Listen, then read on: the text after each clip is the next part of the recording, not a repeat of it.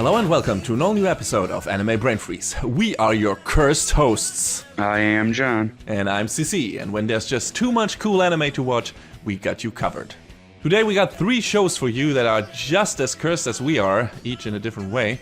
First, John takes a look at the isekai fantasy comedy Okaa-san Online, wherein a young teenage boy is cursed to be accompanied by his doting mom on the adventure of a lifetime. Then, we will unveil the dark secrets of the Soma family by reviewing the first season of Fruits Basket and follow the quest of one young girl to lift the shadow hanging over this cursed household once and for all. And last but not least, we get reacquainted with our old Fate Zero pal Waver Velvet, who investigates witchcraft, magic spells, and, yes, curses, as a modern magical Sherlock Holmes, all in the hope of finally living up to the ideal of his best friend Iskandar. That sounds like a magical time to you. Don't go anywhere, we'll be right back.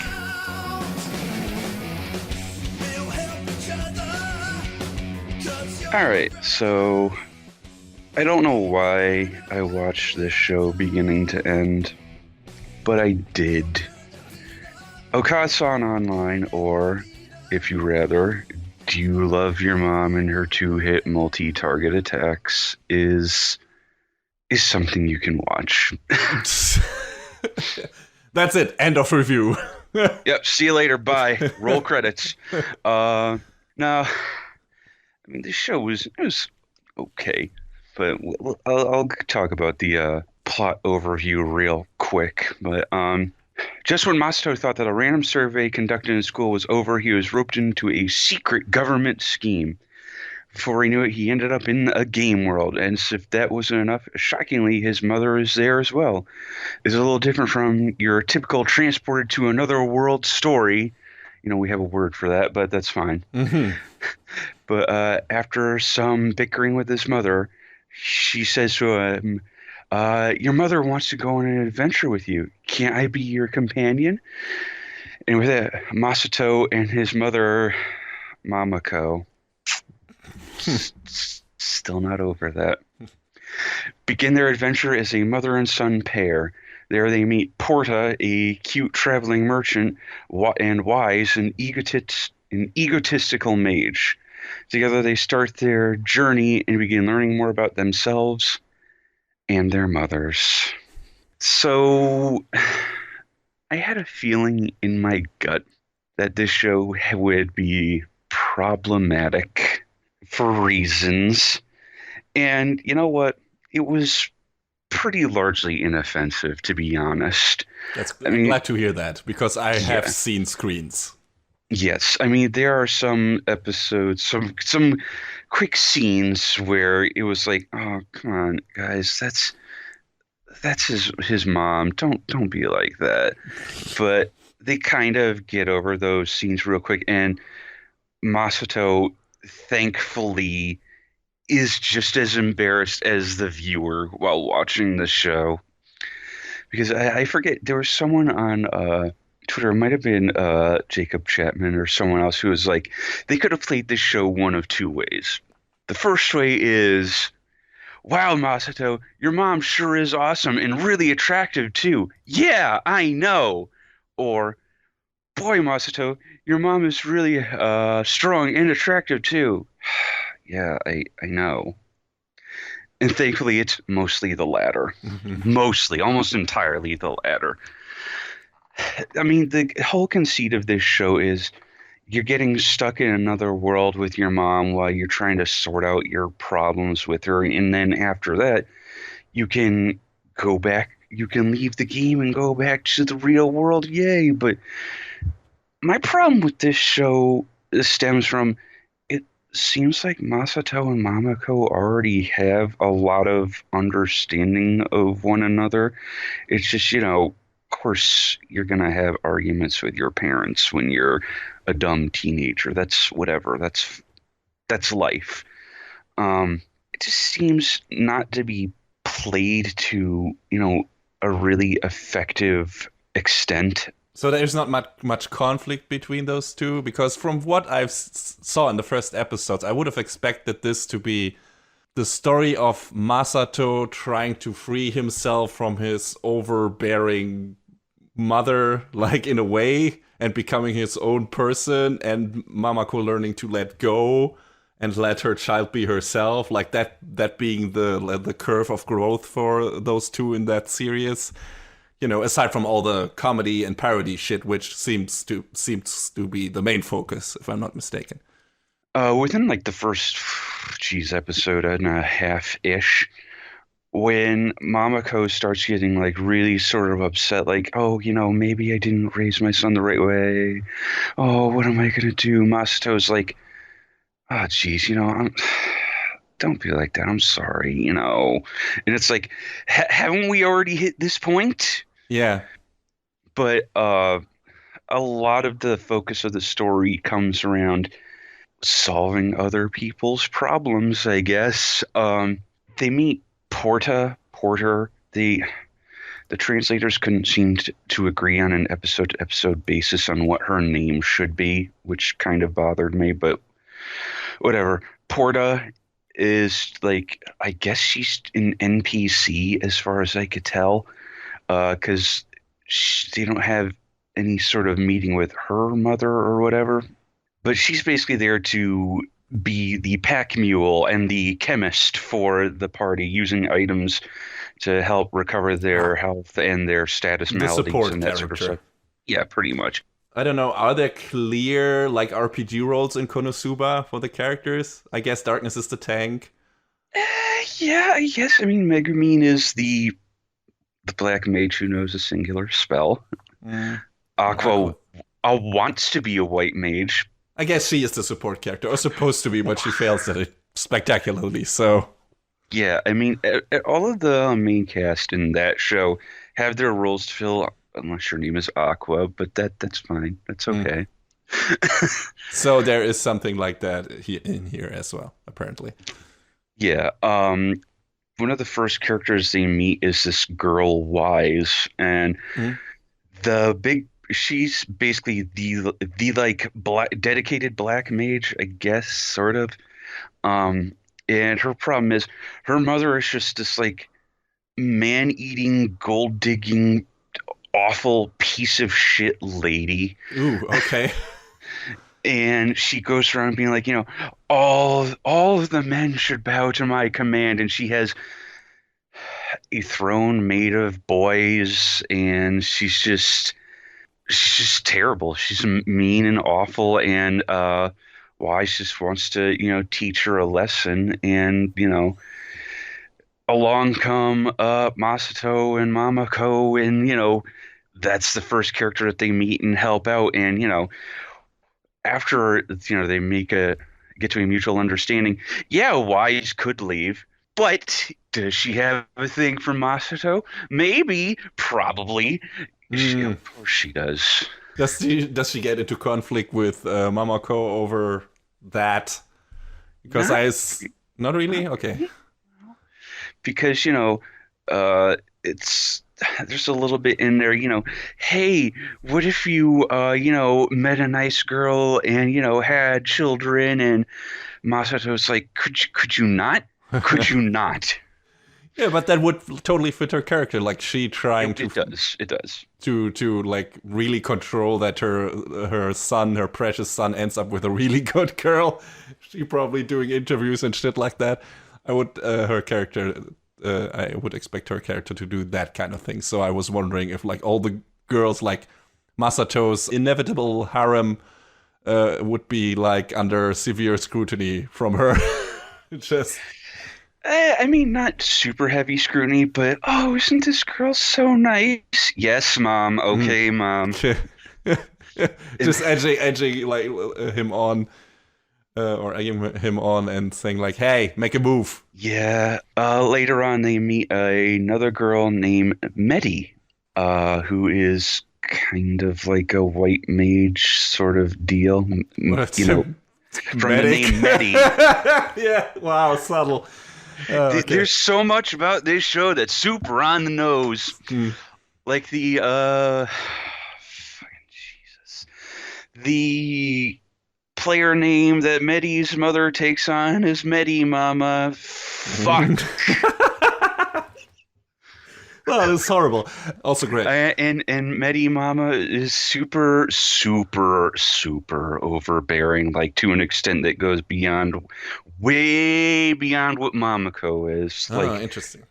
So and are Medi has to be the best at everything. If she's not, Medi Mama has to step in and be like, "Oh, suddenly, magically, you're the best now, huh? How about that? Look at that." But Medi has like super strong resentment for her mother that's just over the course of 3 or 4 episodes starts to like build up until it slowly bubbles over, and she turns into a very mad dragon girl. okay. Is all And of this played for laughs, or is there some surprisingly serious drama in this show? I mean, there's a lot for laughs, but there's a bit for, I mean, the main conceit is, hey, you can't always hate your mother. You gotta, she's trying to be there for you for better or for very worse in some cases. Well, there's some shitty moms out there. I was wondering, like, how different, like, if every if every cast member you meet has a mom in the focus, like, how different are the, let's say, the types of problems the characters have in their relationship with their moms? Because now it sounds like the Medi's and Masato's situation seem to be kind of comparable, only Medi's situation being a much more exaggerated version of that and probably more frustrating. And Masato probably looking at that, oh my god, this could be me if I don't stop my mom. I mean, I think for Masato, it's more of a, boy, maybe I don't have it so bad sort of I guess, situation, yeah. and that's how they kind of play it. But we sort of have the main cast assembled after that, and then they run across another player, Amante, who's like, yo, mothers are the worst, and I just want to get rid of all of them. Yeah, it's See the big bad guy, or she is super fucking cartoonish, okay.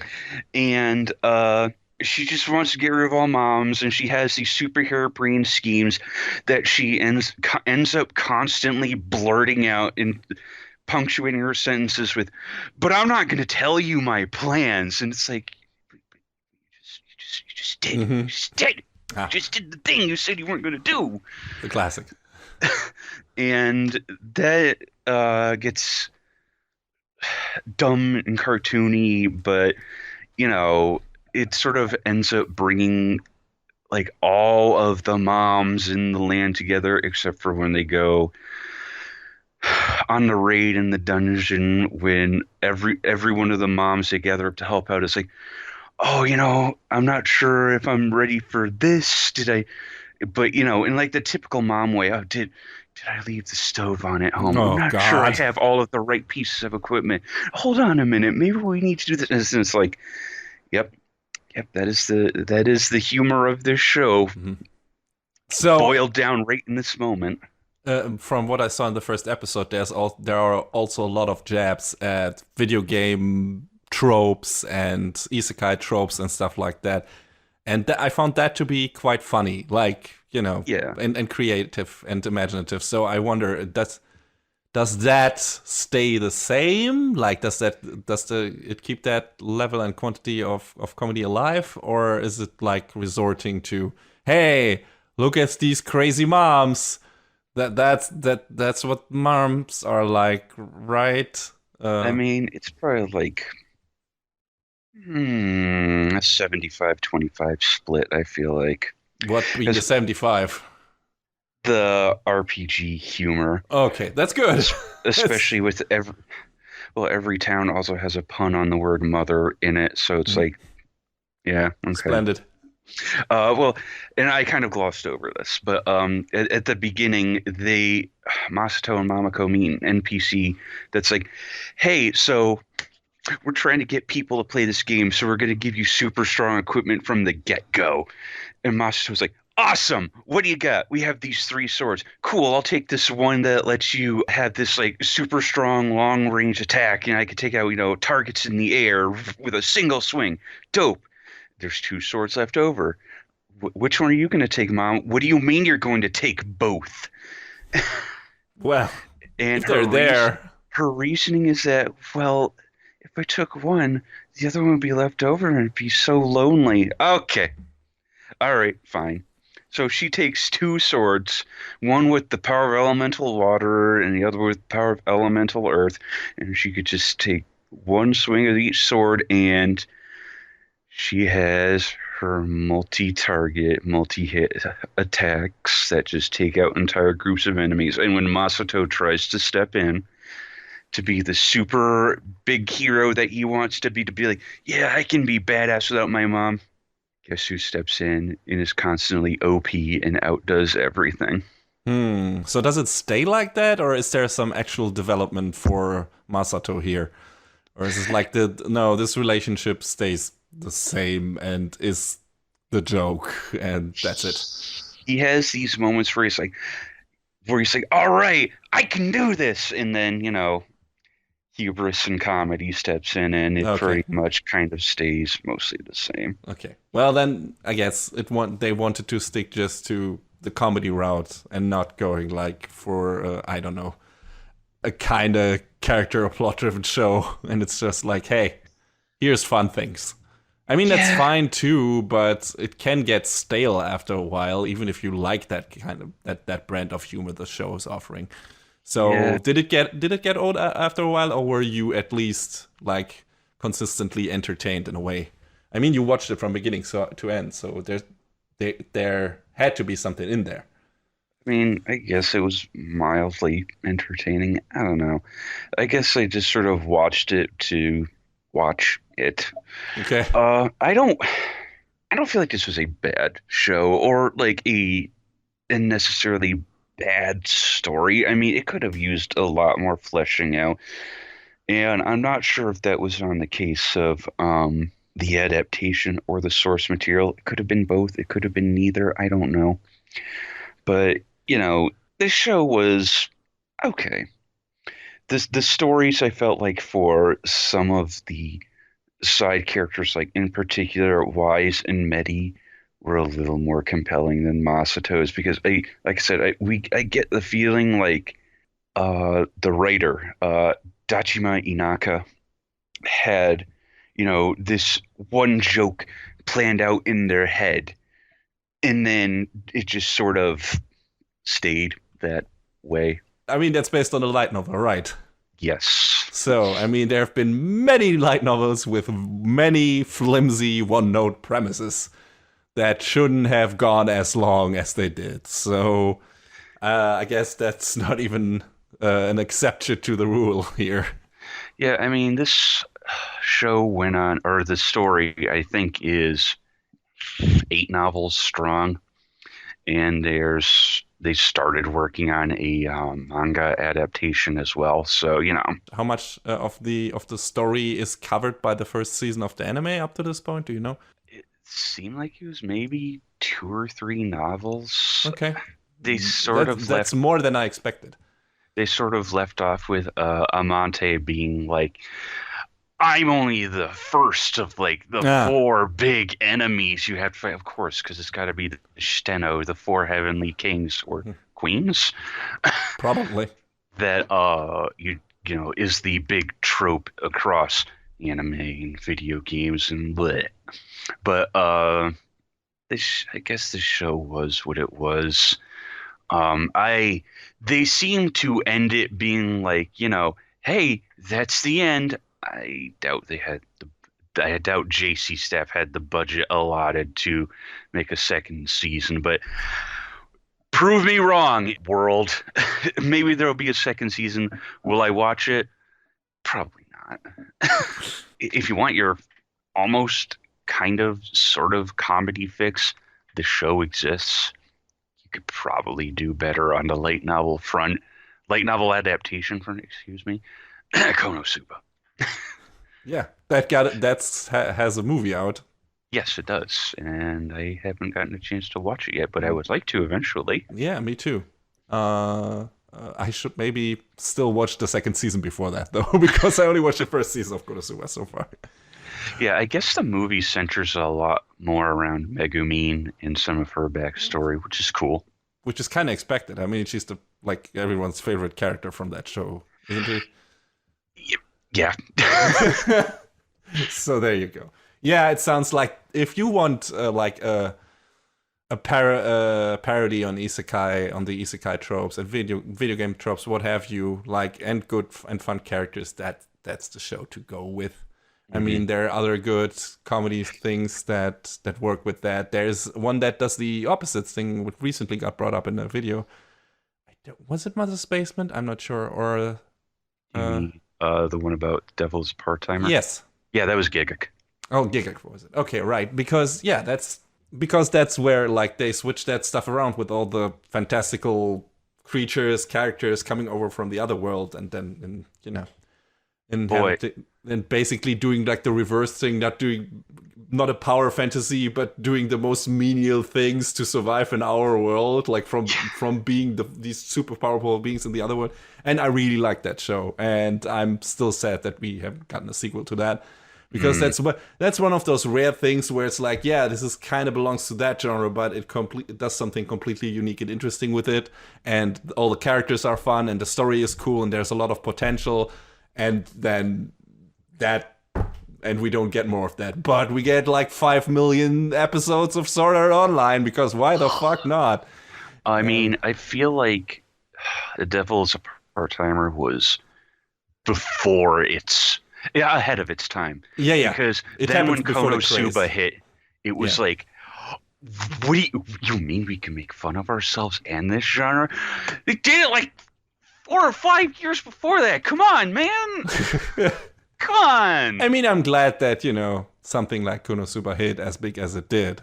That because that's also a good show. So, which is what we're saying. Like, if you want to venture in that particular genre or part of that genre, those are two shows you could check out. Even if Devil is a Part-Timer has not been continued, that season is still incredibly fun to watch, and it ends on an okay note. It's still like wide open. There are enough threads that haven't been wrapped up yet, and loose ends that haven't been tied up yet. But still, it's like, okay, this works on its own. And Konosuba is still going. So yeah, those two are good choices if you want to dive into isekai comedy stuff. But yeah, apparently this is mediocre at best. Yeah, I mean, it's kind of middling. You can watch it and I guess enjoy it. There's some parts of it that are, but on the whole, it's okay. And I mean, it's not like you have a lack of choice for this sort of self-aware light novel parody. There's 2 airing right now. Yeah. On the same day in practically the same time slot. You have your choice. You were spoiled for choice, everybody.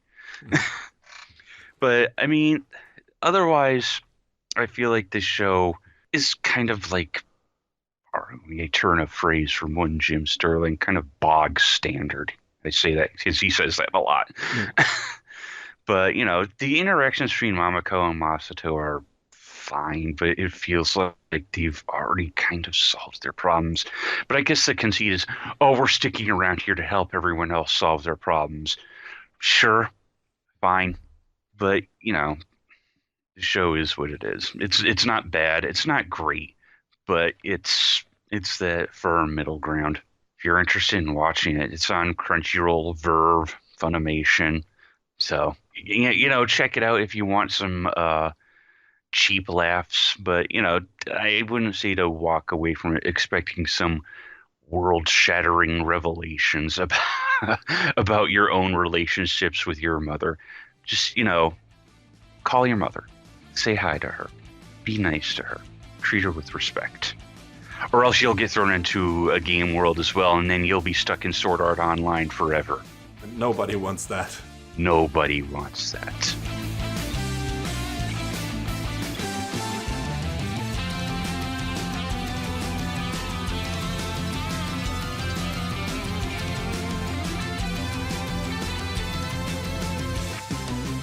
When high school student Toru Honda's mother dies in a car crash, Toru decides to live with her grandfather.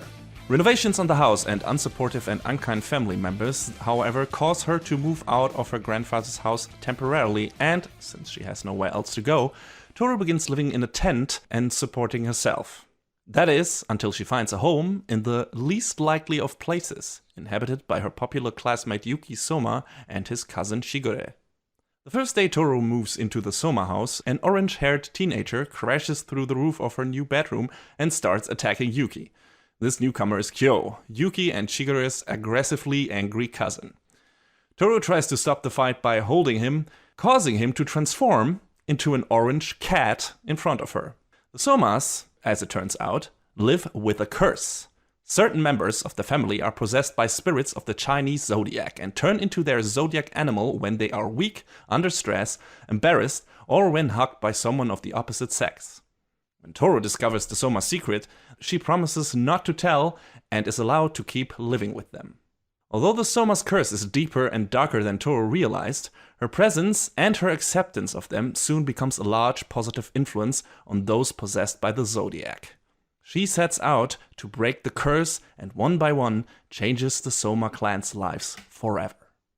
So, Fruits Basket is based on a manga by Natsuki Takaya that ran for 23 volumes from 1998 to 2006.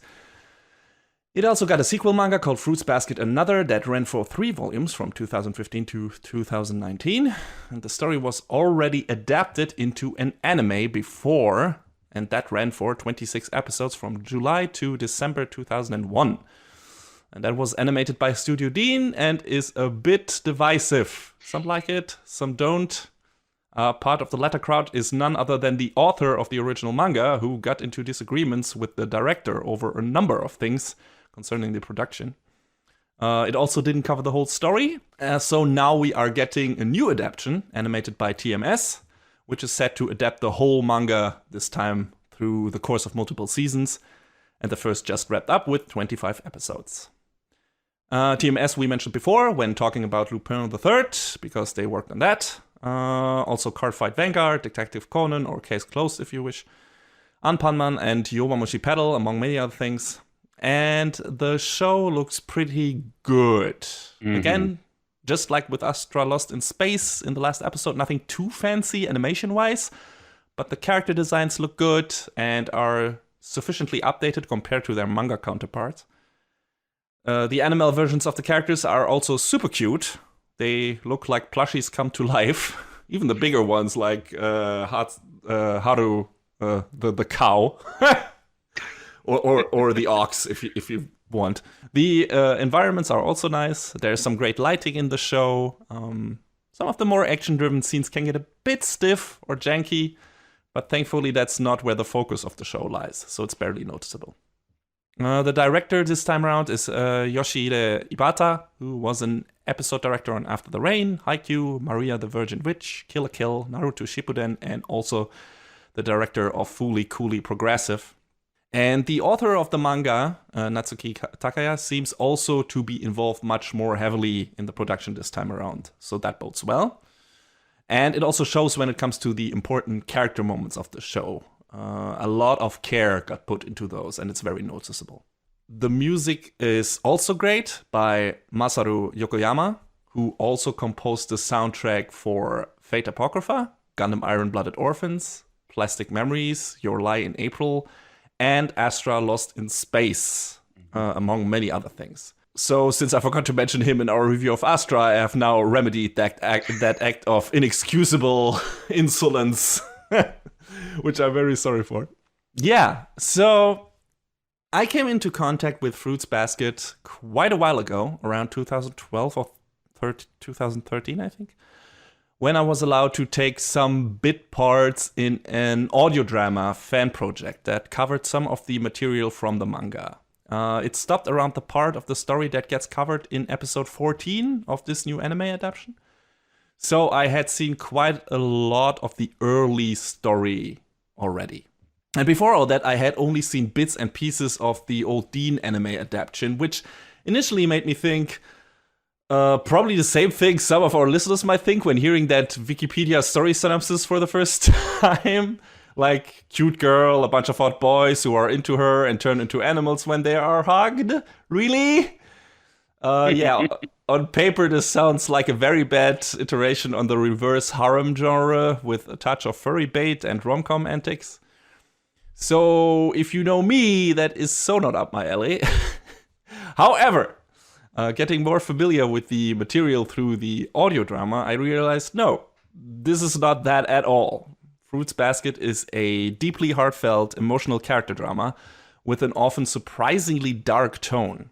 A lot of the story is about loss, trauma, abuse, and depression, but also about overcoming and coping with those bad things, as well as about self-actualization and true love and friendship. And there are a bunch of characters in this character-focused show. Yeah. So pretty much all of them have their own interesting story to contribute to the overall picture. But we can't cover all of them today, and by the end of the first season, we haven't even met all of the Zodiac members yet. So let's focus for now on our initial main players here. We have, of course, our main character, Toru, who is probably the most likable, nicest, cute as a button, sunshine of the world protagonist you can imagine. She's very optimistic, always polite. She uses honorifics a lot, which she picked up from her late dad, apparently, but is not always using them in the right way. Like, she just often jumbles a lot of words together that really don't belong together. But she uses them anyway, and it's very fun and cute. She's always kind and very empathetic and always tries to see the best in everyone around her and help as many people as she can without regards to her own health, be it physical or mental, which is probably her only flaw so far, aside from being a bit of a ditz. Pretty much every character in Fruits Basket is a very flawed or damaged individual, but Toru is probably the one person that comes a bit too close to being kinda perfect, considering how understanding and loving she is. Like, she has so much patience, so much fucking patience. Like, holy fucking shit, you are too good for this world, girl. You want to believe that such an altruistic person exists, but it's a bit hard to believe sometimes. But since the story demands her to be a force of pure good, the author makes her big flaw her disregard for her own worth. She can't take compliments at face value, she is altruistic to a fault, always putting everyone else's needs before her own, which is neither what she really wants or what her friends want for her. So aside from the story being about vanquishing the darkness from the Soma's lives, it's also about Toru finding to care about herself, which she definitely doesn't do when we first meet her. Of course, as you can imagine, her mom's death plays a big part in Toru's problematic view of herself and is the root for some of her self-loathing, because she feels a deep regret and holds herself responsible for not being able to say goodbye to her mom on the day of her death. And she definitely has not gotten over that. I mean, she takes her mom's framed picture into the hot springs with her at one point, for crying out loud.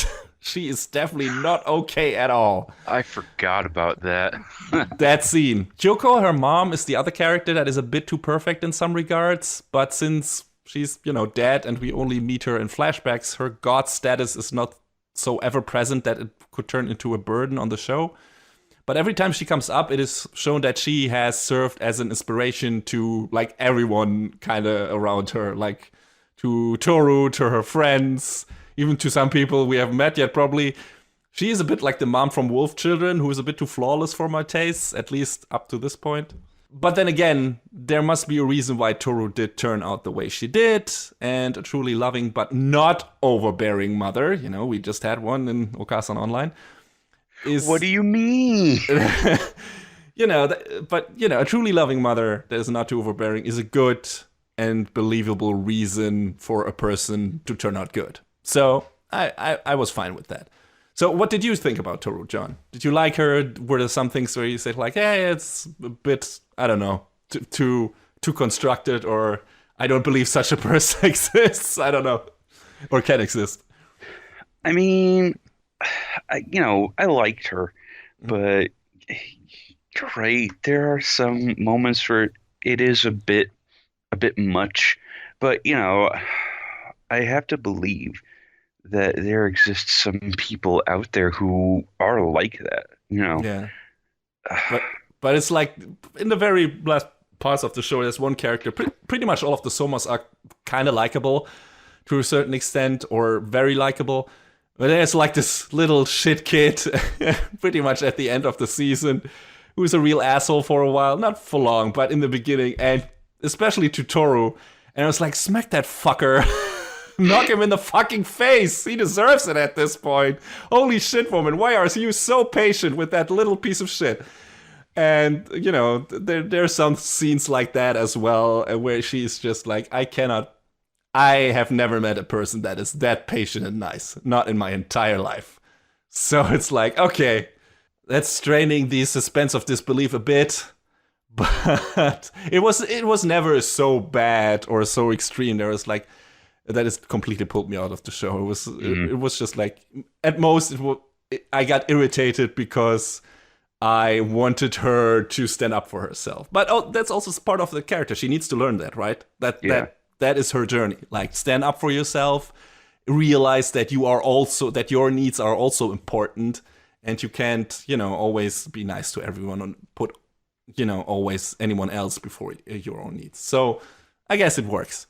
And I really hope she gets there. I really hope that at the end part of her journey, there's a point in her journey where someone, puts her before a choice and she says like, no, I can't do that because this will like hurt me too much or stuff like that, realizing that she shouldn't do that anymore. And yeah, it's, I liked her so far. So far the story in the first season so far has been us introducing us to all the characters, not even all of them yet, but a bunch of characters, and Toru interacting with them and pulling them out. Maybe some of, gaining their trust, pulling them out of their little corner of misery a bit, and, bringing some light into that cursed family household. And so she hasn't, aside from interacting with those characters and maybe growing a bit through that, she hasn't really taken some steps to, I don't know, care more about herself, aside from that. The other characters she meets do their thing to help her along with that and tell her stuff like that and tell her, Kyo is one of those forces, and we'll talk about him in a bit, who is always like, no, stop it with that with your fucking selflessness. Jesus Christ. Like, there were many scenes where Kyo said basically the same thing I was thinking. I was like, God, yes, thank you. Fucking verbalizing my thoughts. Toru, you're too nice. But yeah, I liked her. I think she's a cool character. I hope there will be some points in the future where she takes some huge steps forward in realizing that she also has self-worth. So we'll see how that goes. I gotta say, I'm not the biggest fan of her voice actress. No? Because she hits that weird shrill pitch sometimes that the voice actress for Nia from Gurren Lagann hit as well, and that feels a bit grating for me when listening to it several episodes in a row. I don't know what it is. I can't specifically like name it or why it is the way it is, but yeah, that was like when she talks like very kind and very cute and very polite and gets like this high pitch. It's like, I don't know. It's a weird note that just stuck out to me. It's like, I don't like the sound of that. But I mean, a lot of listeners, a lot of people who listen to our show probably think the same thing about my voice or your voice. So who fucking knows? It's a good performance, though. I always thought that like she did her damnedest to bring that character across. So good stuff. Also very important to the story are Toru's two best female friends, Arisa Otani and Saki Hanajima. Arisa has a checkered history as a delinquent, just like Kyoko, Toru's mom. And Saki is this hyper goth girl who seems to be able to emit and manipulate psychic waves. They both are the strongest support pillars of Toru in the show, and their friendship is one of the best and most emotionally rewarding things in the show, in my opinion. Their backstories and how they got to meet Toru and how these three misfits form their tight family-esque bonds are a big highlight of the show.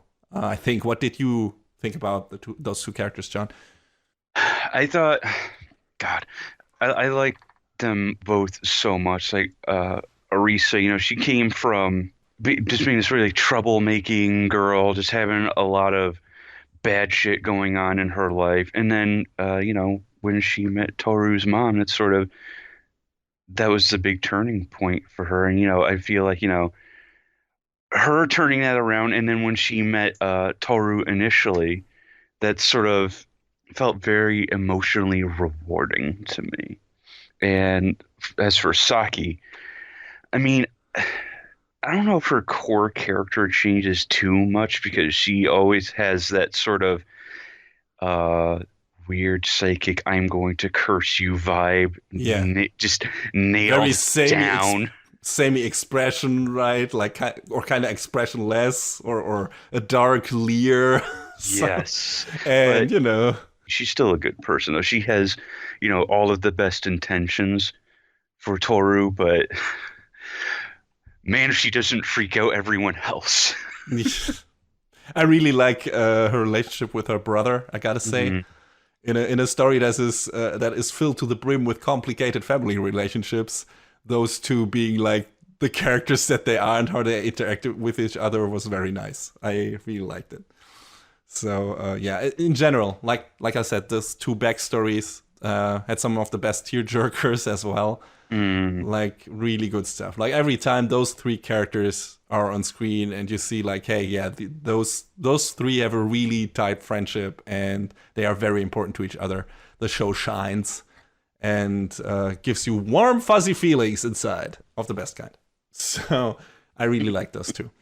But yeah, let's get to our cursed characters, so to speak, the Somas. Let's start with the two main ones, Yuki the rat and Kyo the cat. And if you know your Chinese zodiac, you also probably know that the cat isn't actually part of that.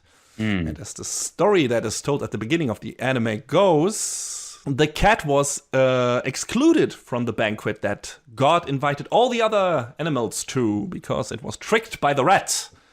And since that story is reflected in the different relationships of the Soma family, Kyo, the inheritor of the cat spirit, was ostracized and treated as an outcast his entire life.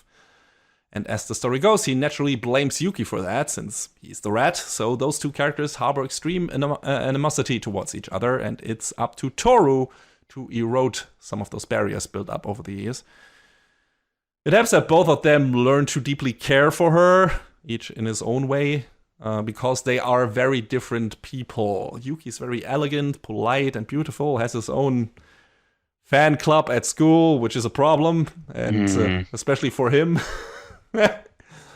Kyo, on the other hand, is a brawling, thick-headed loudmouth, so it's very tough to have these two seeing eye to eye, even without their common history coming into play. Another reason for their jealousy of each other is that they each focus on what one has that the other doesn't, and both are also equally bad at verbalizing their feelings. But their heart is definitely in the right place, at least when it comes to Toru. And you always, the show is very good at telling us what, not even telling us, but showing us what the inner turmoil is for those two characters. It's not just the relationship to each other. Like, that's not the main problem thing here. It's their upbringing and what trouble came with that. Like, after Kyo's mother dies, he gets basically shunned by his dad, if I'm not mistaken, and is taken in by a sensei who he adores and sees as a father figure. There's also a really good plot point and little arc coming for that later in the show. But he has some issues with accepting who he is, or thinking that other people won't accept who he is. So that is a big part, and the climax of this first season, I would say, like the emotional and plot climax, because there's a big thing happening at the end of the show, a big reveal, and that's all about Kyo. So he's a very important character to the story and to the other characters.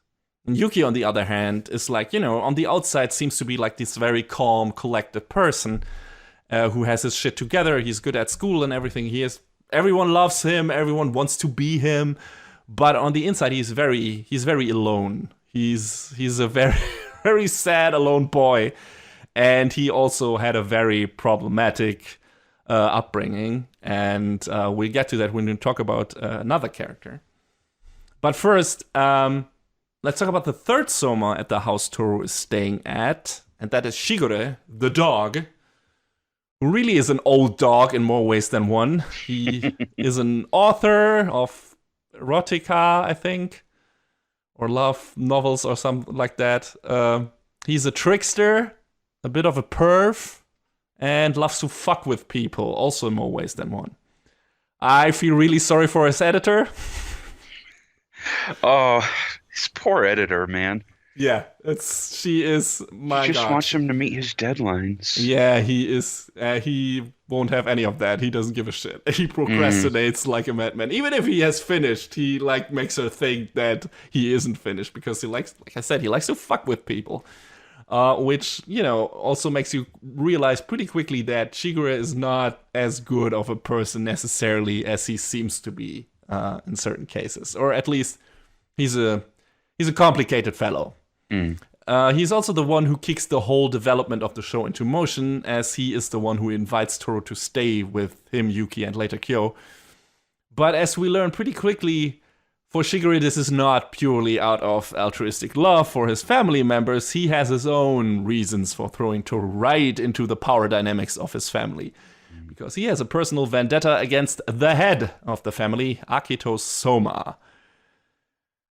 We don't really know what exactly happened between the two and why Shigure resents Akito as much as he does, but we can make assumptions. Especially since Akito seems to be a real piece of shit. We don't spend much time with him this season, but every time he comes up, it's made clear that he is abusive and possessive in the worst way possible. This very much relates to Yuki's upbringing and trauma, because Akito basically imprisoned him for a while. And there is one scene in the later part of the season where Akito appears at their school, and boy, that is some tense fucking shit.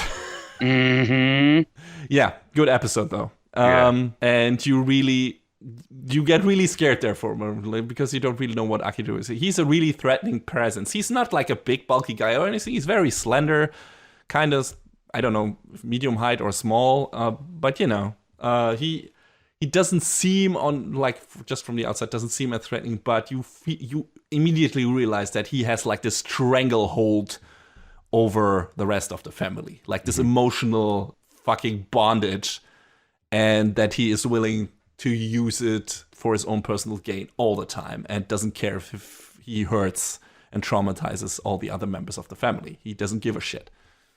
I can imagine him also having a reason for being the way he is, like also having a troubled upbringing, or, you know, responsibility being pushed on him because he's the head of the family and him being of frail health and stuff like that. I can imagine shit like that coming into play later, but right now, he is very easy to hate. So you definitely want to root for Shigure's plan to succeed, which I assume is to use Toru's ultimate good girl sunshine powers to pull all these Zodiac members from Akito's grasp so that he will be completely alone at the end and die sad and alone. I don't know. The problem is Shigure probably / maybe doesn't seem to care if any further emotional damage is inflicted on his chess pieces through his machinations, so we have to see how that plays out. I'm wondering about that. I don't know, he seems, like I said, when it counts, he seems like a really good guy, but I wonder how long he's willing to keep that going when, you know, his plan comes at risk of falling apart if he doesn't, you know, move his chess pieces into certain positions. So, yeah, we haven't got to that point yet still, because so far everything has followed pretty much his machination. Toru has made a lot of connections with a lot of the Somas, and everyone likes her, and everyone wants to keep her around. And even though if some members in the beginning are kind of against it for, you know, different reasons, but she brings everyone around by being just fucking nice. And yeah, so far it kind of shit works out rather smoothly for Shigure. So I wonder if that will change in the coming seasons. If shit goes awry, or Yuki and Kyo realize what he's up to. That might also lead to some conflict, and I'm excited to see where this goes. John, what do you think? How will the story progress, or what are your expectations? Where do you want the story to go from here on out? Man, I mean, I don't know. I have the story definitely has the hooks to me because I want to see where it goes, but I'm not certain where I want it to go or what I expect of it. Because I mean, you're just along for the ride. Yeah, I mean, since we've only seen bits and pieces of Shigure's past, I just want to know how the pieces fit together. So Yeah. I want to wait and see what happens. Yeah, what his motivations are. We still haven't heard like big backstories of some of the other characters, and I wonder if all of them have traumatic pasts. I can imagine, but we still haven't really seen that. For example, my favorite character of the show, Ayame, who is fucking great and funny as hell, flamboyant man-child. But he's Yuki's brother, and every time he's in the show, it gets really good and really funny. But his past isn't really a tragic one so far, I think. So I wonder if there's something that we'll learn about that later, and there might be other characters. So I wonder where all of this how all of this fits together. If there are some other characters that have a kind of comparable reveal to what we saw from Kyo at the end of the season. So something like that will happen again, and if that is Toru's role, like doing certain things to make. I'm dancing around stuff a bit because I don't want to spoil what happens at the end of the season because this is not a continued series review. Right. But let's say something important happens, and I wonder if that exact thing will happen more times in the show. So yeah, we'll see. I definitely did not expect that to happen, whatever what that was. But yeah, I'm also interested to see where this goes. I can imagine it going certain places, and like I said, I understand Shigeru's plan to be pulling everyone away from Akito's emotional grasp and leave him to rot alone in his fucking giant mansion. But yeah, there's gotta be a good reason for that animosity, and also there's probably a good reason for why Akito is the way he is. And I'm interested to learn about that as well. And I wonder if after that he will be more sympathetic and relatable, or if he'll at the end will say no, he deserves what's coming to him. So yeah, there's some other character. Like I said, there are many more Somas, but I don't want to go into detail. And like I mentioned Haru before, the Ox, who is like this, who has like the split personality thing going with a white light and dark side, or white and black, I guess, in the original, which they changed because I think probably changing or localizing the name differently was probably a better choice. Better, yes, yeah. Don't shoot! That man isn't black. Oh my god! Funimation, why? I think that was intentional, and I think it's one of the best moments in a dub ever. I still feel like that wasn't meant to be part of the final cut, and yet here we are. Thanks, Dragon Ball Super. Someone had the right head on his shoulders and decided that would be a good joke, and put that in there. And I agree, it is a fantastic joke, and it's great. So nothing like that in this show, but a lot of funny jokes, a lot of slapstick based stuff. A lot of dialogue humor in the show. A bunch of people being loud, of course, like yelling at each other, which is not my favorite brand of humor, but there are also some very clever dialogue bits in there. And like I said, Ayama is really funny because he's so fucking over the top and flamboyant, and Yuki really hates him. Like, he cannot stand his brother's attitude. And it's great seeing those together, and how Hayame interacts with the other characters. His relationship to Hattori and Shigure, who had this very tight bond when they were still in school and stuff like that, and still do, apparently. So there's some nice stuff and some nice relationships in the Soma household as well, those three being an example. So it's nice to see that. And Momiji is also an important character, who is the rabbit, who is also responsible for a lot of gut punches in the show, I guess, or at least a very big one in episode 14. Emotional gut punches. I'm not talking about literal gut punches. For that, probably Kyo or Yuki. But Momiji is also interesting, and a lot of people in this show are really gender fluid. Like, there are a lot of people in the show that are, where it's like, yeah, maybe not decided on, or don't really feel like they belong to any specific gender right now. Might dress like a girl, but still feel like a man. Might dress like a girl and feel they are a girl, or the other way around. And that's very interesting. Like, Ritsu is a character later on who just says, I feel more comfortable in women's clothing. Right? That was also a very interesting scene. It's like, no, I feel more confident, more comfortable talking this way and dressing this way. So definitely trans subtext here, but the show is, I don't feel like the show is like beating you over the head with it. It all feels very organic and natural how these characters are introduced, and it's like, no, okay. It's still pretty surprisingly forward thinking for its time. Yeah, considering when the original manga was written, it's like, hey, okay, that's interesting. And I mean, you could always, in these reverse harem shows, which this still kind of is, you get different character types, and a lot of those are very feminine types, right? Because, have to appeal to different, interests.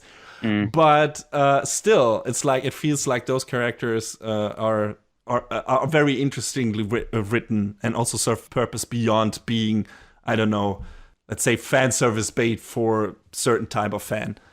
I was not a fan of Ritsu in general at the beginning, because he or she apologizes for everything. Yeah. And that gets a bit grating. But his interaction with Michan, Shigeru's editor, was great. And I kind of want those two ending up together, being a thing. Like the apology force. That would be great. Because it felt like the show was going there at one point. Like, those two characters really being on the same level and liking each other, and more than friends, like in the short scenes that we see. So yeah, a lot of interesting stuff in this show. And in general, the character writing in this show is so fucking good. Like, all of the characters have an interesting setup, an interesting mystery behind them, and a big, or, a setup for a big emotional payoff, or an emotional payoff, and maybe a bigger one waiting down the line, considering how the story is flowing. So yeah, I really liked it. I found something relatable in pretty much every character. I was joking about Hiro earlier, who is this little shit kid, but even he, after he has an interaction with Toru and, has a heart-to-heart with her and realizing some stuff about himself, it's like, oh, okay. You see where he's coming from. You see why he is the way he is. You don't necessarily have to like him and how he behaves, but you can understand him. And that's an important thing. Being able, in a character-driven show, to understand all the characters. Not necessarily like them, not necessarily agree with their decisions, but understand them and see where they're coming from and find that to be believable. And I found that to be the case with pretty much every character in this show. John, did you agree, or was there one character that really rubbed you the wrong way and that you just couldn't feel? I mean, the obvious choice is probably Akito. Yeah, well, okay, but, he's the exclusion because he's the villain right now anyway. But, I mean, yeah, every character has their own endearing moment and traits, and just, you just like want everyone to be happy, pretty much. I feel like that's the idea behind meeting everyone in this show. Yeah. And if that sounds like it's maybe a bit boring, because the first season is basically a vignette of Toru talking to new people and those people learning more about themselves and learning to like her and stuff like that. And aside from that, plot-wise, not necessarily that much is happening, aside from all the backstories, as you learning more about the characters. But the big plot thing happens at the very end, like the last 1 or 2 episodes. And aside from that, it's just getting introduced to these characters. And it's always like kind of not necessarily the same thing, but it's like, hey, here's a person with problematic past or a problematic relationship. And here's Toru being the way she is and making things better. And if you think like, okay, that can get very old, I don't feel like it, because I think the characters are varied enough and their stories differ enough from each other that you see something new and something relatable, like I said, every time a new character comes around. And it's interesting to see how Toru interacts differently in a way with all characters and how they interact with each other. So yeah, I was never bored. I don't. Were you at some point, John? Were you saying like, the pacing is a bit off. This moves a bit too slow. We don't need to meet that many characters in a row. How did you feel about the pacing of the show? I mean, I thought the pacing was pretty good. It kept me, constantly interested to meet new characters. The problem with that being is how big, how much bigger is the cast going to be? Because then other characters might fall by the wayside or might forget about their story, and which might make things a little difficult trying to maybe remember and piece things together later on down the line, but hoping that's not the case. So far, the show has been pretty good with setting things up and then developing them further later, like giving you small hints at what a character might be about, and then, going into more depth as the show continues. So I kind of wonder how many more times, like the second season, like will there be some characters that we already have learned about quite a bit? Will they be, further developed? Like I can imagine, we know a lot about Kyo at this point. So I wonder how strongly he will feature in the coming seasons. Like we have to learn more about other characters, and we have learned a lot about him. So will he be put by the wayside? Will this mainly focus on him maybe developing more romantic feelings towards Toru? Or what will they do with that? So yeah, I can see, like you said, I can see that they're maybe dropping some characters by the wayside, especially ones that really don't seem to be very important in the first place, like aside from showing us the many different facets of trauma in the Soma family, like the small 2 kids, Hiro and Kisa. Was that her name? Yes. So maybe let's see. Yeah, I don't think those 2 are might be super important. But let's see. Maybe, Hiro has still ways to go to becoming a nice person, so maybe he's one of the people who might turn into someone like Akito, if not, I don't know, put on the right path. So we'll see how that turns out. I'm mostly excited to see like how the characters we really don't know that much about, how they about their backstories, and how the characters we already know much about, how they figure into the grander plot, and what happens to that power play between Akito and Shigure, and how much is Akito even aware of what Shigure is doing? It doesn't seem like he is at all at this point. So I wonder if maybe he knows more than he lets on, and will that backfire for Shigure, all this stuff. So yeah, I'm also interested in the actual plot of the show, not just the character development. So yeah, I wonder where this is going. I want to know more about the curse. I want to know more about the whole Zodiac thing, and yeah, I wonder where the show is going, but I'm really excited to find out. I already liked when I first experienced the story, I already liked it. Otherwise, just from the premise alone, I wouldn't have watched this show. But yeah, this season was really good stuff. Really interesting characters, really interesting character drama. Really funny at parts, not all of it, but most of it.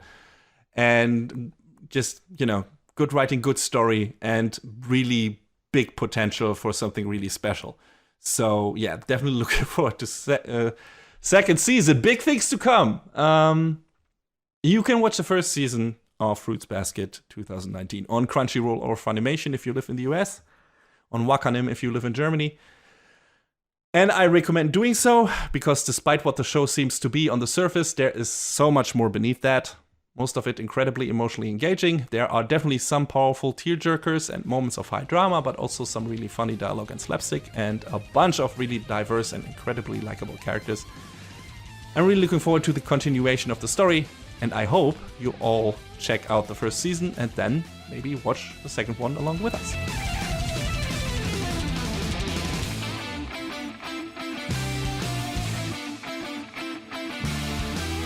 And we're gonna take it home today with Home, haha, I get it. home or homes. With Lord El-Melloi II's case files Grace Note Rail Zeppelin. That's the full name. Please pardon. Is this based on a light novel? No, yeah. Well, I'm surprised. I didn't know, actually right? know up to this point, but the title should make it obvious. But yes, this is sort of a sequel spin-off from Fate Zero, which is, Yes. I think we both agree, probably one of the best Fate stories and adaptations. It is the best Fate story without contest. Like, in my opinion, sorry. But I think Fate Zero is the best thing that universe has turned out. So, yeah. That my expectations for the spin-off were through the roof, kinda. To put it mildly. It's like, okay, let's see what you will do with this Nasuverse. Yeah, I mean, the original light novels ran from 2014 through actually earlier this year, 2019. And there's a manga adaptation that is currently running. The light novels were originally authored by one Makoto Sanda, whose other big claim to fame is the series Rental Magica, a story that I had always kind of been interested in, but never sat down to read and or watch it, maybe someday. And the show is directed at Studio Troika by Makoto Kato, who's worked on stuff like Bloom Into You, Recreators, Servant Service, El-Melloi Zero. The less said about that, the better. It's still a good-looking show. Yeah, no, the production values in El-Melloi Zero were fantastic. The first 3 or 5 episodes, I forget however many of the show. Yeah, the first 3 episodes were pretty good. The ones Urobuchi was responsible for. Yes. The ones he actually wrote. Yes, and then it took a very sharp decline, and I don't know why I watched both seasons of El-Melloi Zero.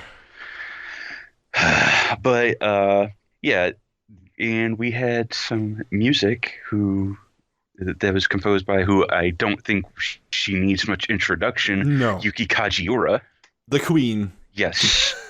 Well, aside from Yoko Kanno, I guess, but Yuki Kajiura has a very, very, very, very, very big anime soundtrack vita at this point. And not only that, I mean, she also worked on video games, and I don't know if she worked on movies as well, but goddamn, that woman has done a lot of music. Yeah, she is very musically inclined, as it shows, because her resume runs very far and wide. Yeah, she also has a plethora of different bands, like that she created or was part of at some point. Like, yeah, I think Seesaw, Calafina, a bunch of those. Yeah, I think Calafina recently broke up though, which is unfortunate. But well, it happens. But they did good stuff for. I think they did one of the OPs or EDs for one of the Fate shows, didn't they? I think so. I'm having trouble pulling it out of my head now, but yeah, I think so. I think they were on Unlimited Blade Works or one of those. I think one of those endings or openings. I have to recall, but they definitely worked on. They definitely had a song in Madoka Magica, and Kajira did the soundtrack for that as well. All good stuff. Xenosaga too. Xenosaga, I think 2, 3. Specific. I don't know if she. Did she work on 3? I know she did like the cutscene music for 2. Yeah, that's right. She did the cutscene music for 2. I can't remember the name of the composer for the main score in 2, but I feel like I mentioned this before. It's weird. They only put out one soundtrack for Xenosaga 2, and it was just the cinematic one. Hmm. Yeah. I mean, I like her music, so guess that's kind of fine with me, but still. A weird thing, that's true. You're still kind of missing out on the other half.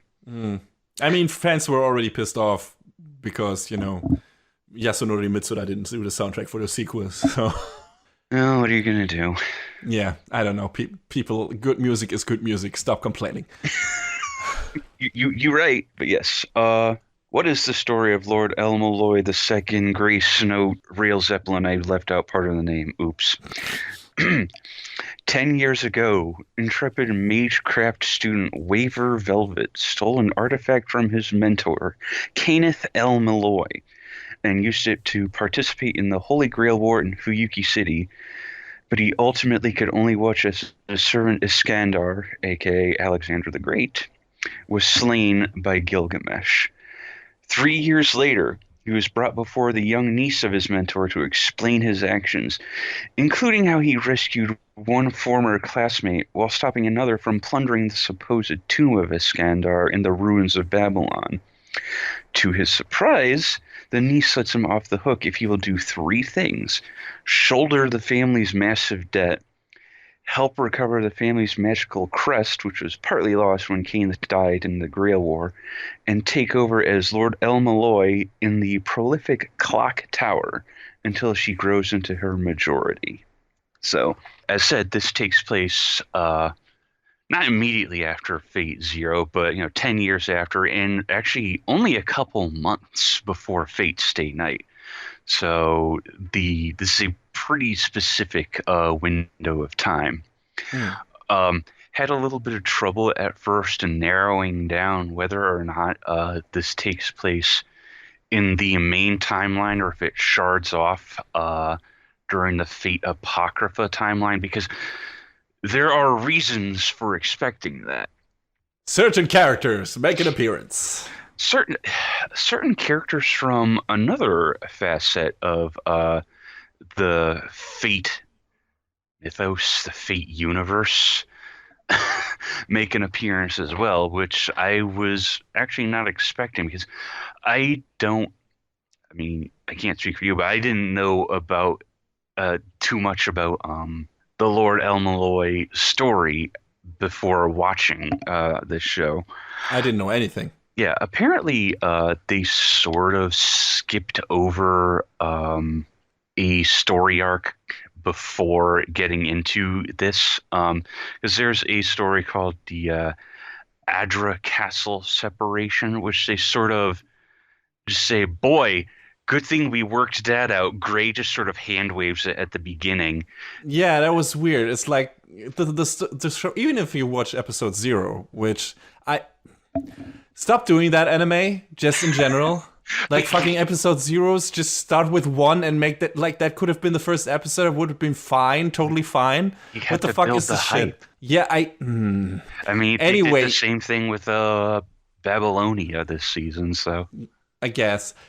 Yeah, and also I don't like that. I mean, not the show, I like the show, but it's like, stop doing that. Some people don't watch the episode 0s, and then it's some integral shit, and in the case of Babylonia, it actually is. So, what? Why? Anyway, sorry, tangent. But get me riled up here. But it's like the show throws a lot of characters at you in the first like couple of episodes and acts like you already have to know them or should be familiar with them. And I'm like, no, I've never met these people. Not even in other Fate series. I mean, I haven't watched all of them, and I am not even sure which character you were alluding to when you talked about them coming from other part of the Fate franchise. But it's like, especially, for example, Gray, it feels the show is expecting us like, yeah, you've met this person before. And I'm like, no. I mean, we know what she's about pretty quickly. The show acts like we should already know, and we don't. It's like, what? The problem with this is that the first, 5-6 episodes are anime original. Okay. Yeah, I mean, we don't get to Murder on the Orient Express until about 7 episodes in. Wait, so they skipped a part of the actual story to do anime original stuff? What? Yeah, it was weird. That's a weird decision. Like, what was the reason for that? I wonder. Are they gonna do an OVA with the stuff they skipped? Like, why was it not? Why was it not like? I don't know, considered important, especially if that is the part of the story where you maybe meet some of the main characters.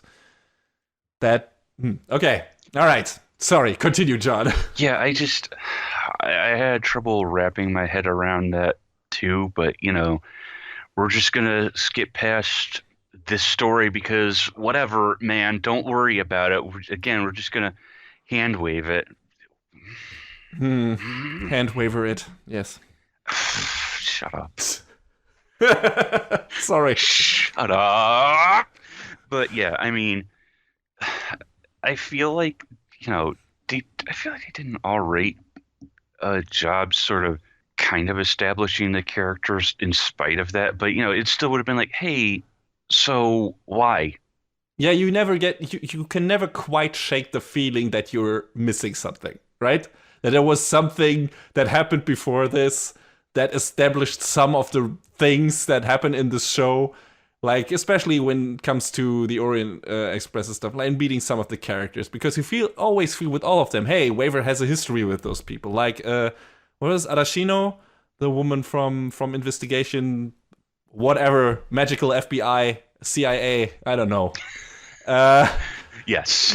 You get the feeling they know each other very well, and I've never met that person. And it's like, and also the show doesn't really tell us who her character is. We know what her character is about. We can understand that because, she acts a certain way. And it's like, oh, okay, she's supposed to be that. But it's not like we learn her history or where she's coming from or what her exact history with Waver is and stuff like that. And the other characters. It's like, okay, sure. Is she just supposed to be this enigma? I guess. Why not? But it's still like there are several examples of that in the show where it's like, hey, here, new character. And all the other characters act like, hey, we all have known this person forever. Sucks to be the viewer who doesn't. And I'm like, okay, all right, thanks. And the show doesn't always like try to fill us in on that stuff, and instead expects us to just assume certain things. That sometimes works, but often it doesn't. At least for me, it didn't. So I wonder. You seem to have some problems with that in some parts, but you also said that you thought it also did a rather good job at establishing the characters most of the time. I mean, for the most part, but I mean, there were some characters that weren't originally there. Like, hey, remember our good friend Kairi Shishigo from Fate Apocrypha? Yes. He's cool. He's nice. We know. Indeed, if you've watched Apocrypha, you know who he is. He's an anime original character of this story. What the fuck? Yeah. Really? Yes. I mean, it makes sense in a way because he's not really part of like what happens in the last part of the show, like the Orient Express stuff. I mean, there is a side thing with him happening, but he's not part of the main group and stuff. So definitely feels like he wasn't supposed to be there, I guess. Yeah. But still, like that, you bringing up Shishigo is an important thing because this is another case.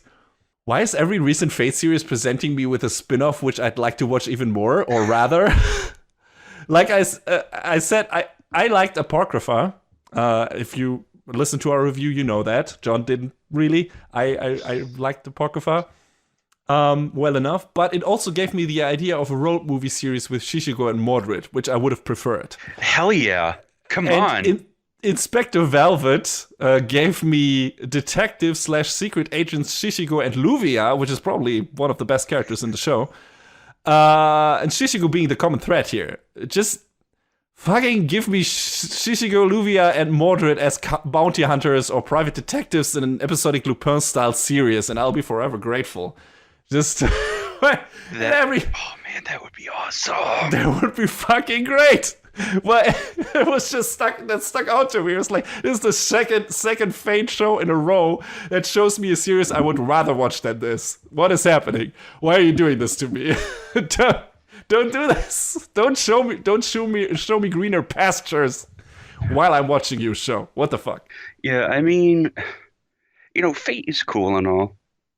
It's probably one of the longest running overarching big series franchises that I've watched for a long while now. But there is something to be said about all of the spin-offs and the potentials for spin-offs. Like, I mean, I know you kind of walked away from this particular series kind of I want to see more of it. Hmm. But Yeah. I kind of get why you would say that though, because yeah, they did sort of jump into it in a weird way. They skipped parts of the story. They started with this weird kind of filler that they tried to use to establish the characters instead of, having the core story. But I mean, That's not necessarily a problem. I don't hate character establishing episodes. yeah, no, no. Just like the rest has to be good as well, and that's where my main problems probably with this show Yeah, it lie. has to be cohesive. Yeah. Should we get into what my main problem with the show is, or do you want to do something else first? Have at it. Okay, so I think one of the things that you really liked about the show is it being basically kind of murder mystery, but with everything magic around it. Yeah. And in the Fate universe, and it actually paying homage to a lot of stuff like that. Like, last arc is basically just Murder on the Orient Express, only with, Fate characters, mages, servants, all that stuff. And that could have been really cool because I like that stuff as well. I think like that kind of procedurals is up my alley. I really enjoy those. However, I think, as with other Fate stuff, the series often doesn't really explain its terminologies or rule sets and expects you to take them at face value. And like I said, it introduces a bunch of new cast members, like we're already supposed to know them. Now, if your show is mostly character focused, like in Fate Zero, where those characters all get explored over time, or action focused, like in Fate Apocrypha, where all of that shit doesn't matter because, hey, look at the shiny explosions, I can see past that. But Lord El-Melloi is mostly a mystery/crime-solving procedural, which I like in itself, like I said. And due to the aforementioned quirks of Fate shows, this series, in my opinion, fails at the most integral part of its narrative. Like the concept of constructing a compelling whodunit. They mentioned that phrase several times in the show. Yeah, that's like, hey, this is what the show is about. So it's kind of sad, or it's kind of weird to see them then like putting that thing into the main focus. And I expected the show to be something completely different, actually. I was expecting it to focus more on the relationship between Iskander and Waver, which they do. They definitely bring that up, and that is part of like the final confrontation in a way. Like Waver's relationship to Iskander was a special one in regards to what happens in Fate Zero, because by the end, when Iskander like sacrifices himself or dies, Waver considered himself Iskander's subject instead of being a master and Iskander being a servant. And that was a very interesting dynamic. And they continue with that in this series. They definitely bring that up. And, other characters, or the views of other characters on that. But the main concept, the main focus of the show is the whodunits. Set up a mystery, and by the end, there is a culprit, and you got a bunch of investigators who try to figure out what's going on. Sometimes it's Waver with a bunch of his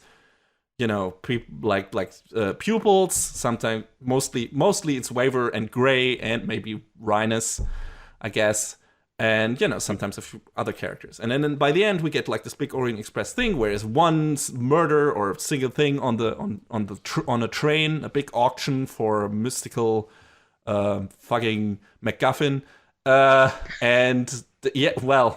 That's what it is. Yeah. And then it's like, hey, what happened here? Waver, investigate, do your thing, and then try to find out what actually happened. And a really good whodunit and a good procedure lets you riddle along.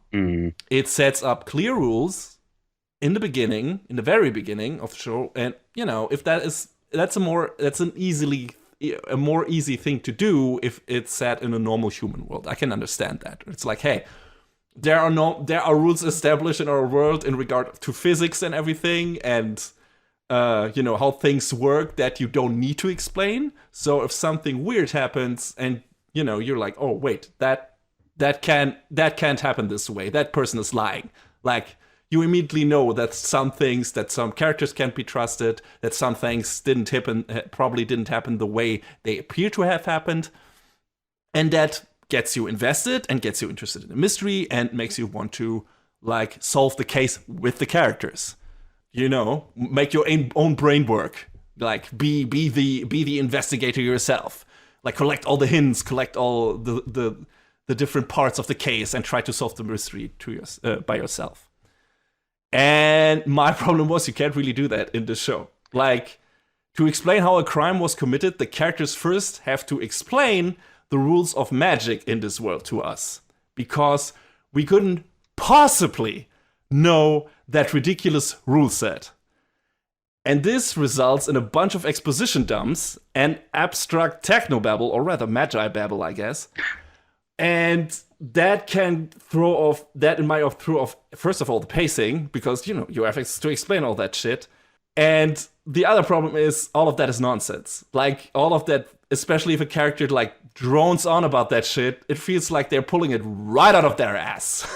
Welcome to the Nasuverse.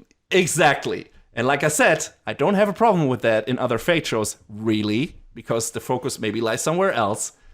But in this case, we need those rule sets, I guess, to make us understand why certain things in this case happen.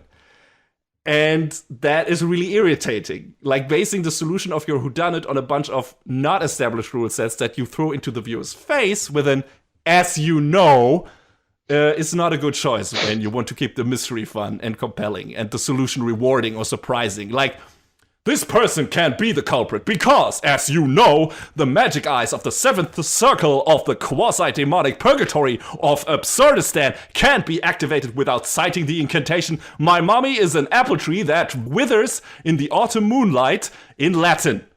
No, Waver. I fucking didn't know that. How the fuck would or could I know that? It's made up nonsense. Or something a guy I follow on Twitter came up with as well. Let me find that. Like, a body is found in a locked room with a bloody knife, an empty envelope, and a scratch on the floor. And Waver is saying, "I have solved this mystery. It was Sasquatch, who is invisible, but has been here the whole time, and he used a magic ray gun." And some other guy, "Ah yes, the gun that eats dreams." And yeah, well, this is fucking show. It's like, it's a bunch of, to quote that person again, because I think he puts it more, like, concisely than I ever could. It would be nice if the mysteries in the Professor Waver show weren't just people shouting out the names of random magical gobbledygook when the plot dictates someone should discover something. Like, the show keeps trying to comment on whodunits, but none of it means anything because there's no actual mystery or deduction or investigation. The characters just pantomime going through a mystery, and then person X did it because magic. And that's exactly what happens in this show. Nothing that happens, in my opinion, is in any way sufficiently foreshadowed or set up or in any way lets you, like, solve the case along with the characters. It's just a bunch of shit that gets thrown in your face and feels like made up stuff. And in a show like that, in a genre like that, which has certain things that have to work to make it work, to make you like understand it and feel engaged, at least that's the case for me, that you can't do that. It just doesn't work. And it didn't work for me here at all. Like, great production values aside, great character design, the show looks really good. Like, the show sounds really good. The Kajuru soundtrack is fantastic. The OP, the ED, they're both one of the rare cases of an instrumental OP. Yeah. When's the last time that happened? Yeah, what the fuck? And it's great. I let that run through every time. I love the OP of the show. I love the Kajuru soundtrack. Like I said, it's fantastic. Right? I love the production values of the show. I loved all of the stuff that got brought up when it came to the relationship between Waver and Iskandar. I think that was great. Why couldn't we have had more of that instead? Like, that should have been, in my opinion, the core of the show. Like, the most important thing. Sure, you could have structured whodunit stuff around that, and I guess that what they wanted to try to do, but still, it feels like, especially the last arc of the show, heavily focuses on solving that mystery, and that mystery is just not that interesting in my opinion. I didn't know. Were you engaged sufficiently by it? Were you feeling like, okay, I want to see where this goes. I feel like I have a grasp on what is going on. How did you feel about the overall mysteries in the show and how they were set up? I mean, I felt engaged, but a lot of what you're saying is ringing pretty true. Having a magical mystery murder is tough to do when you can't really sufficiently explain in real world terms what the fuck is going on. But I don't know, just something about the way it played out from moment to moment just kept me on the hook. And I don't know, maybe that's because it's fate and I'm a sucker for it. Or, the fact that the production values were there, and this was, they did keep it interesting with, a lot of the confrontations and whatnot. But, yeah, you're right about solving some of the mystery stuff. That's not there. Where it leaned on like everything that came before it is probably the strongest part of it. Yes, definitely. And but that's also a problem because that reminds you of a much better show, Fate Zero. Yes, a better show by comparison. Yeah, that's true. It's like, okay, I guess I could be watching this then. So it's like, all right. I mean, I didn't expect it to be another Fate Zero. I never did. I was like, okay, I had high expectations because why would they do that, right? If they didn't have a plan or whatever, I didn't even know there was a quasi-sequel to Fate Zero in the form of this story. It's like, okay, sure, I want to see where this goes because I really liked Waver and Iskandar were probably my two favorite characters in Fate Zero, aside from Kiritsugu, I guess, and Kotomine Kira as a villain. But I wanted to see more of those characters, or that character, because, Ryder / Iskandar is gone, but that's like, hey, you could have done a lot of things with this character and sent him somewhere. And I just felt like this show wasn't living up to the potential that the story of Waver and how he would go through his life after experience what he did in Fate Zero, how that would progress. I mean, thinking about it though, they kind of tried to do that because the relic that Waver held onto after Iskandar left our world, ended up getting stolen, and that ended up being, sort of an impetus for him to go on the rail Zeppelin. It just happened that, there was this murder also, by the way. Yes. And don't get me wrong, like, yeah, what you brought up, that thing that brings him into that actual last act of the show, gives him a reason to be there, and how all of that wraps up is not bad. And the last episode in general is emotionally rewarding because it actually pays off that relationship that was set up before, and that is cool. My problem is I wish there was just more of that in this season, and not as much of the other stuff as is in there. It's like, maybe that's unfair. Maybe it's like, okay, the show never wanted to be just that, but it gave me glimpses. It gave me always glimpses at what it could be and what its potential was. But instead threw a bunch of stuff in there that I didn't care about, and I don't mean the characters. I think there are a bunch of awesome characters in this show, and that is probably what kept me going through all of the nonsense and all of the really slapdash whodunits here. Where it's like, fucking Shishigo, of course, which, again, learning that he is an anime-only character was like, fucking, okay, someone definitely made the right choice here to put him in this thing. I wouldn't know what I would have done without him. The other character being Luvia, I hope she is in the original story because she's fantastic. She is. Like fucking Armika spirit. She's fucking martial art is wrestling. I don't know. She and also just a very cool personality. I think she's fantastic. I will say I didn't expect a Fate Grand Order character in there, but that was interesting to see. Is she from Fate Grand Order? No, Oh, you don't want to give it away. there is a character that we meet during the real Zeppelin who is from FGO. So. Oh, interesting. Okay. Well, yeah. I have not seen that much of Grand Order yet, so I wonder if that character has appeared there. She was in First Order. Okay. I haven't seen First Order yet, so I gotta watch that. But yeah, no, those are interesting. Rhinus is okay. She is she's one of the tropes I'm not too fond of, which is this, overly smart, weirdly, not necessarily sexualized, but considered to be or portrayed as desirable Lolita thing, where it's but she's also his bigger sister, I guess, or whatever, or smaller. It's weird. It's a weird dynamic, but she's all right.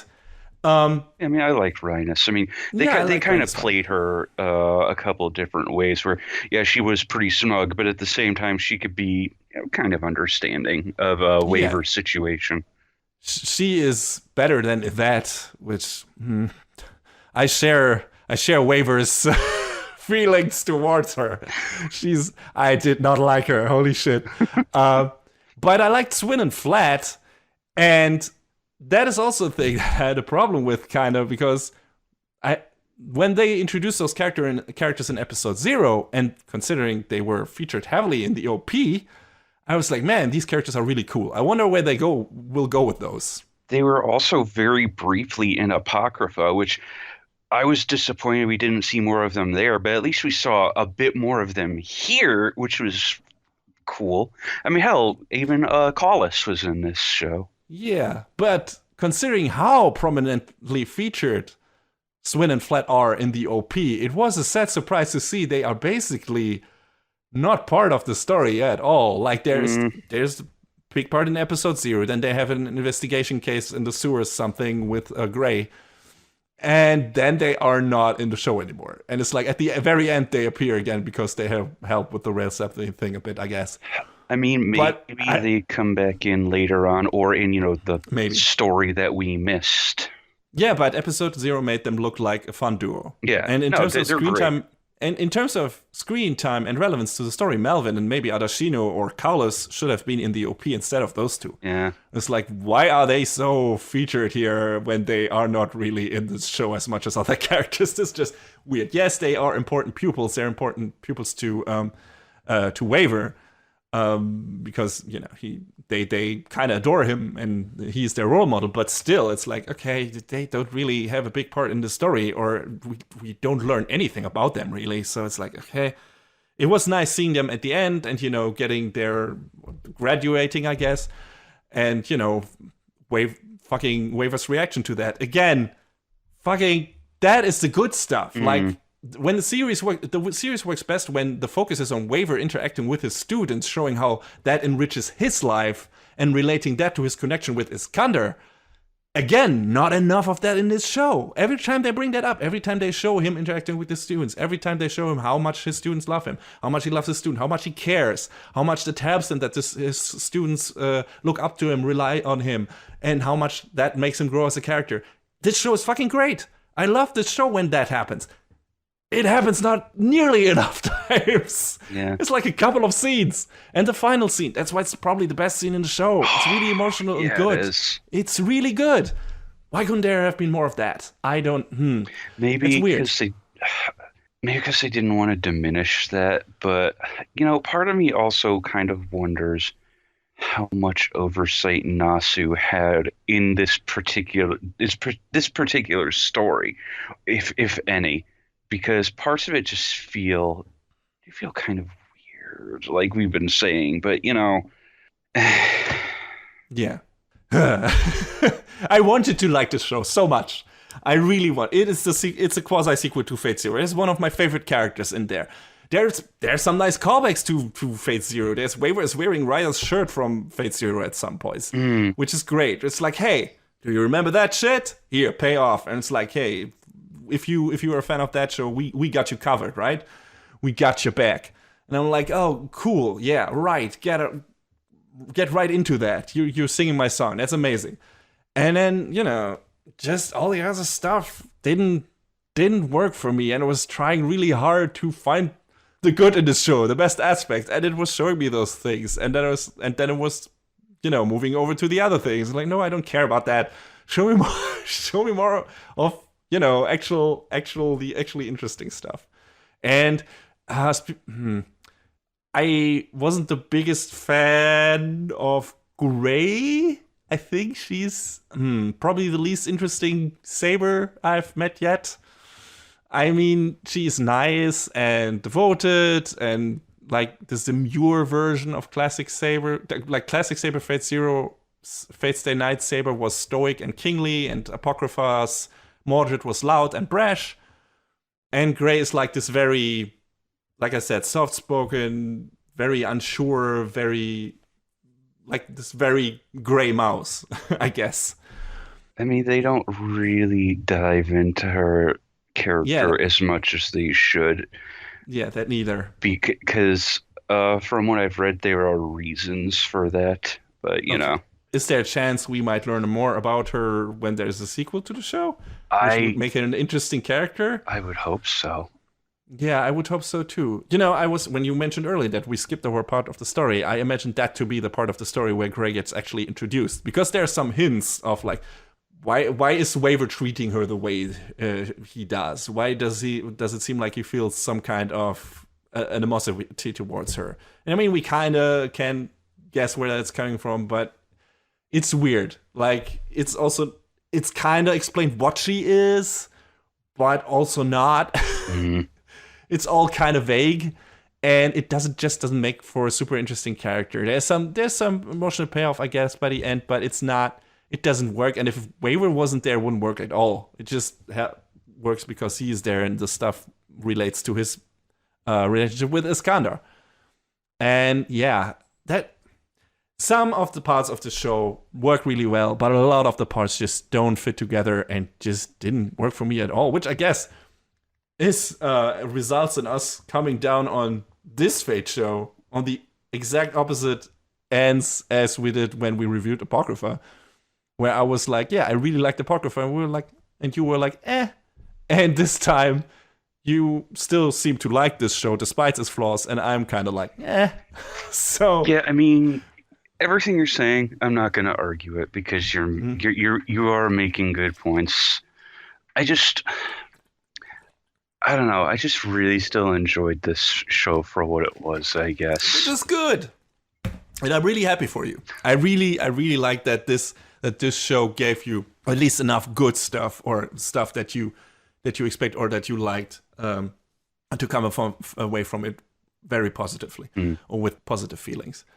And I wish it was the same for me. It's just like, maybe because I put focus on some other stuff, and maybe too much of it, and and get bothered by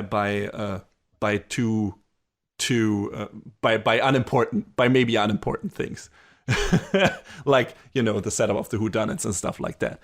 Well, I mean, but I wouldn't call that unimportant. Yeah, but if a show works despite that for some people, then I guess it maybe is better than I'm saying right now. So I don't know. I don't know how many people had. I saw, like I said, the guy. I should maybe mention him because I quoted him directly. It's at Adam Wednesdays on Twitter. The guy who said the same thing that I felt about how the whodunits are structured and what the problem with those is. I saw some of those people, but if you look on fucking Anime News Network, the ratings are pretty high for that show. Like, they're in the upper 8 out of 10 thing. So a lot of people like this. A lot of people like the show a lot. And I don't hate this show. God, no. There are too many cool things in this show.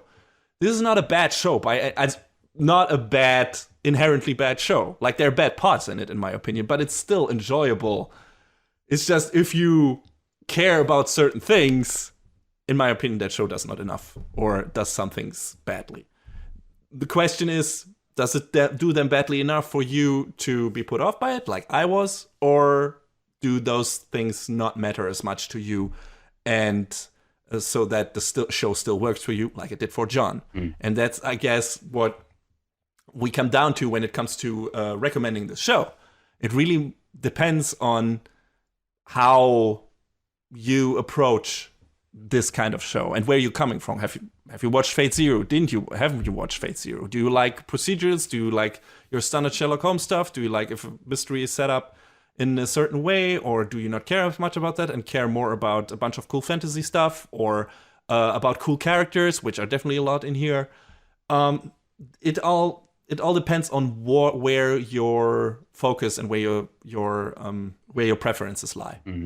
And you heard what John said about the show, what I said about the show, and you liking this show really, really depends on how much you weigh each specific aspects that the show is doing well and doing badly. So yeah, I don't know. Is there another thing you want to highlight about the show, John, that maybe really stuck out to you in a positive way, or that was surprising you, or that you were like, hey, this is a cool addition to the Fate universe? Because you're more entrenched in that than I am, definitely. Which is also a thing. I think if you were a big Fate fan, you would watch the show anyway. But still, you might not have a problem with how the whodunits are set up, because maybe you already know some of the rule sets that they are trying to fucking establish by exposition dumps in the show. How you would keep track of all of that, I don't know. Yeah, but maybe some of those have been established and applied in other Fate series. And if you are a dedicated follower of those, you maybe recognize them and are like, oh yeah, that's how that shit works. Of course, yeah, that's why that guy is the bad guy. When I'm sitting in front of the screen and I'm just scratching my head and like, what the fuck is going on? What are you talking about? So yeah, if you are very familiar with the Fate series and their rule sets, you might not have any of the problems I had with the show. So, I don't know. But yeah, John, sorry. Something that maybe you still want to highlight about the show. I mean, I guess it was sort of neat seeing, just this extension of Waver's story, because we, in other Fate stories, we got like bite-sized pieces of Lord El-Melloi II, before this point, without really knowing, what his deal was. And now, to see that at least even partially fleshed out thanks to this and Fate Zero, mostly thanks to Fate Zero, I guess, was, it was good. It was good. That's what coming back to these stories of these extensions of these characters that I want to see more of is it's giving me what I want, I guess, for better and for worse. It's nice. It's a nice elaboration on those characters, and it helps that Waver is just a cool character. Yeah. Like, not only with considering what happens in what happened in Phase Zero and how that built his character, but also in this, like he comes across as this super stern, like very strict teacher, but underneath you realize he's super caring, loving person. He's also a giant goofball. Like, I think the thing I love most in this show is when Waver loses his fucking cool. Like, when he just fucking rails on another character because he just pisses him off. Or just irritates him to no end. And that's so funny. Or when he just is flabbergasted by something that happens and completely confused. Because, he tries to keep up that appearance. And when there are cracks in that facade, those are the funniest moments. I mean, that's when you see him. Yes, that's when you see him. That's when you see the boy that Iskander saw.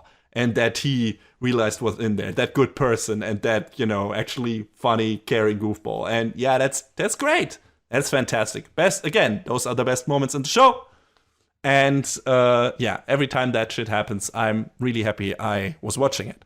So yeah, I just hope, hey, if we get a second season, there's more of that stuff in there, and the plot actually gets more interesting and more cohesive and understandable. Then yeah, sure, I am all for it. I would watch the second season.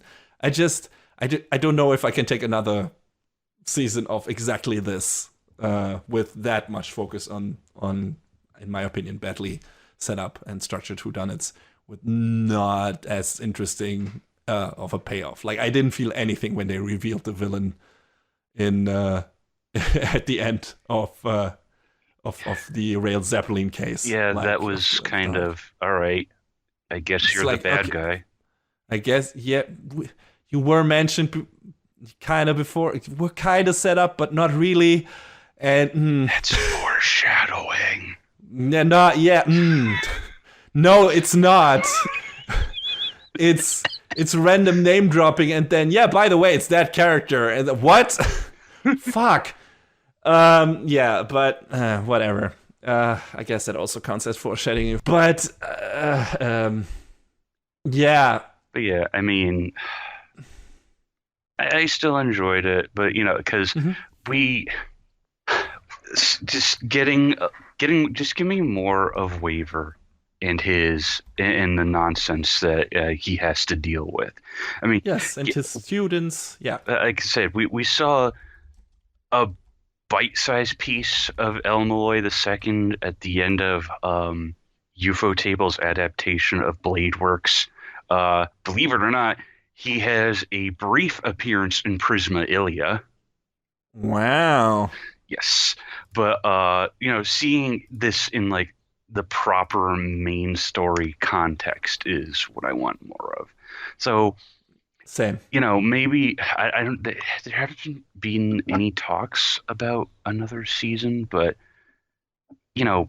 please, and maybe we could do it, a little bit differently next time around. I don't know how the ratings were for this show, like in general, how many people watched it. I don't. You can watch it on Crunchyroll, Funimation, and again Wakanim in Germany if you want to. Just as an aside. But I mean, if you're a fan of H0, you probably did already. If not, maybe give it a look. If what I mentioned doesn't bother you. I mean, it's fate. Of course, I'm gonna watch it and talk about it. So, yeah, I enjoyed it. You had your problems with it. I think it's at least worth checking out for, if nothing else, the production values, because this is a good-looking show with great music, and if nothing else, that's definitely worth mention. And fun characters. Yes.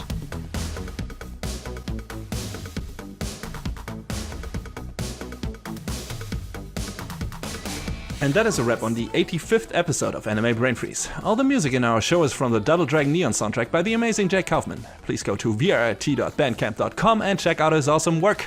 Our show is available on most of the popular podcast services, but it's always worth visiting animebrainfreeze.com for a review index and more.